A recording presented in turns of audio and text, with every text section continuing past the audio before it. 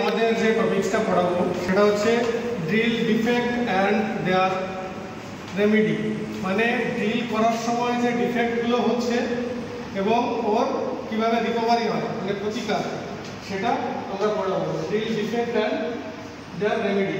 তো এখানে পরপর দেখো ছবিগুলো রেখে দিয়েছি।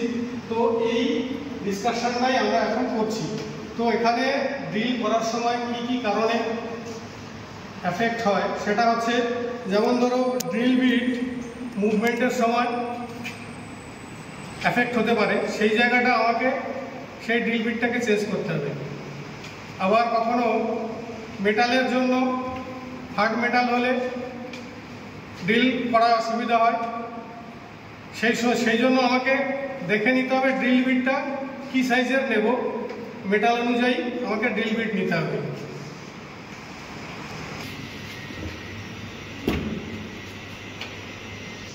হ্যাঁ, যেটা পড়াচ্ছিলাম সেই বিষয়টা দেখ, এখানে পিসটা দেখ, কিন্তু এই ড্রিল যখন মুভমেন্টটা এক্সিকিউট করবে তখন কী করতে হবে, এই ড্রিলটাকে তুলে আসবে আবার ঠিক জায়গায় সেন্টারে এনে তারপরে ড্রিল করতে হবে। নাহলে ড্রিলটা যদি কোনো অ্যাফেক্ট থাকে তাহলে ড্রিলটাকে চেঞ্জ করতে হবে।